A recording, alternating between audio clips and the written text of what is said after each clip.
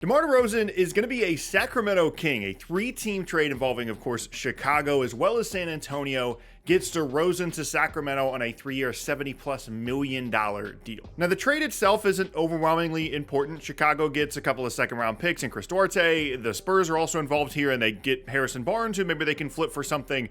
The real question here is whether this is a good idea for Sacramento, because basically the entire offseason there have been rumors about them going out to get not necessarily a star, but another piece, whether that be going back to the trade deadline when they tried to get Pascal Siakam and Toronto wanted Keegan Murray in exchange. That wasn't going to happen. We've heard rumors during the offseason about them trying to get Lauri Markkanen. I think, again, that would have to involve Keegan Murray. And so they ultimately landed on a free agent that a lot of people forgot about in DeMar DeRozan. And the plan here would be to add even more of an offensive punch, add another third, I guess you could say, star at this point, and add that to the group of Fox, Sabonis, Keegan Murray, Malik Monk, Kevin Huerter, and try and push themselves towards the top of the Western Conference. Because clearly, in a conference as stacked as the West, you could see Sacramento kind of start to fall down the standings here, even with a very good team, because they just weren't quite on that, contender level. And so they think that DeMar might be that piece. Now, before we get to the actual fit of DeRozan in Sacramento, I think it's important to point out that this isn't technically the last move that Sacramento could make. They own almost all of their future first-round picks. So if there did become a deal available down the road where they wanted to use some picks, use Keegan Murray, use Kevin Huerter's contract, even within this same offseason, they still have the opportunity to do so. Now, with DeMar in Sacramento, it's a little bit of a weird evaluation process because on one hand, I've never really been a big DeMar DeRozan fan. And in this situation in Sacramento, I'm not a huge fan, but in their situation, they didn't really have another way to add a player of this caliber. They didn't have the cap space to do it. And in a sign and trade scenario, your options are very limited, and DeMar was one of the last guys of his caliber in free agency. And so it is certainly a talent upgrade for them. Having DeMar DeRozan on your team, if you're the Kings, is better than having Harrison Barnes and a couple of second-round picks. So just with that equation, this is a positive outcome for Sacramento. They didn't have another way to add someone like DeMar. Talent upgrade. But I've just never been a huge DeMar DeRozan fan. I wasn't even that big of a fan when Chicago gave him the deal that they did a handful of years ago. And by the way, he was awesome, especially for that first year in Chicago. But in this situation in Sacramento specifically, I can understand increasing the talent level. I can understand adding more offense.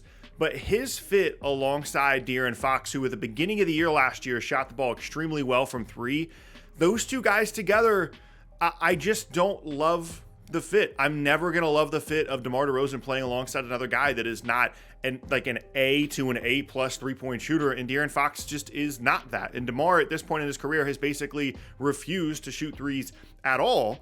And that's just going to be very difficult from a spacing perspective. Yes, at the end of games, he's going to be very good. He's very good in the mid-range, talent upgrade, all that stuff. But you're getting smaller because you're not starting Harrison Barnes anymore. And I don't know that this is enough of an upgrade to really push yourself towards the top of the conference. And that's why this is such a difficult trade and move and signing to evaluate, is because from a baseline perspective, the Kings are better today than they were yesterday because they added DeMar DeRozan. But I don't think they're better by a significant margin. They're certainly not better by a significant margin relative to the rest of the conference. But on the other hand, what else were they supposed to do? This was always the situation that they were in this offseason, in need of a talent upgrade and kind of light on options, whether it be DeMar or whether it be Lauri Markkanen. And so you can't really fault them for adding someone that increases their talent, but you also have to say, how much does this really change what their season looks like? And so really, I think my evaluation of the DeMar DeRozan signing or trade or whatever in Sacramento depends on what happens next. Because when you look at some of the contracts on this Kings roster, there's still a handful of them that are very movable. As I mentioned, if they really felt the need to go and get someone to replace Keegan Murray with, they could trade him and some picks. Kevin Huerter is still out there. There's still a structure here that makes a little bit of sense where they trade some picks and Kevin Huerter and they get Kyle Kuzma, for example, which would round out their starting lineup nicely with Kuzma, Sabonis, Fox, DeRozan, and Murray. And again, that's not necessarily beating the Nuggets or Minnesota or Dallas or anything, but it's still a very good lineup. And maybe you can build off that. You still have Malik Monk off the bench. And so I think I would like the deal more if they continue to add spacing with another guy in the starting lineup and if they use some of these picks, because this to me feels like a move where Sacramento realizes, okay, we're good. How do we get great? We talked about this as soon as their season ended, made a video talking about how they had a talent issue and they needed to improve. And clearly that's their mindset.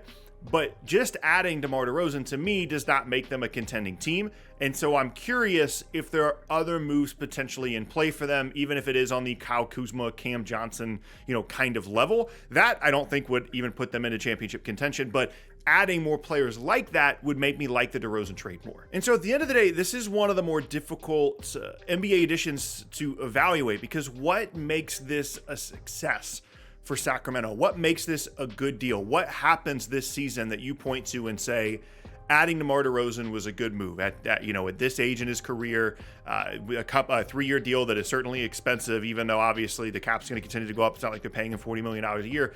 Like, if they win a playoff series, if they make the Western Conference Finals, do we look at this and say, okay, bringing in DeMar DeRozan was a good idea? Because both of those outcomes feel unlikely to me in a conference that is absolutely loaded the way that the West is. And if it's worse than that, if you don't even win a playoff series, then what's the point of adding these guys in the first place? And I think the bottom line for them is just they were always in this kind of a spot in the offseason where they had their big breakout year 2 years ago. They're very good, but the conference is just much better than them. Like, they could, even by adding DeMar DeRozan, they could still be a play-in team in the West. Like, that's how good the conference is. And apart from, trading Keegan Murray and some picks for who knows, whatever star is possibly out there, there wasn't really an avenue for them to go up into contention status. So it's hard to fault them for trying to take a baby step to get there by adding DeMar DeRozan. And I think I would like the deal better if I liked the fit better. I'm just always going to be nervous about adding DeMar to a contending or semi-contending team that doesn't necessarily have the infrastructure around it from a spacing standpoint, or, like I said, the backcourt issues between him and Fox. And so ultimately, I just kind of land on, like, sure, like, they added DeMar DeRozan. Like, it is a solid idea. It's a 3-year deal. It's not that hard to get out of. They still have other assets. Even if it doesn't work, even if, like, halfway through the year they're bringing DeMar DeRozan off the bench or something weird just to try and split up the minutes between him and Fox, I would still just look at the deal and say, okay, they didn't really have to give up anything. They still have other options. They can still pivot out of this. And I didn't really have that high of expectations for the Kings in the first place. And again, I would just continue to keep an eye on them for some other moves. Like, even if, let's just say, for example, right, they were always looking at making one move and it was like, oh, maybe we'll get DeMar, maybe we'll get Lauri Markkanen. If they had brought in Lauri Markkanen, obviously they would have had to give up a lot more. But if they brought in Lauri Markkanen and kept Keegan Murray, let's just say there was a possibility they could do salaries and a ton of picks and get Lauri Markkanen, I would like that deal better for them than I would them bringing in DeMar DeRozan, because Markkanen fits better on the timeline. Obviously a younger guy. I think overall he's just a better fit for them.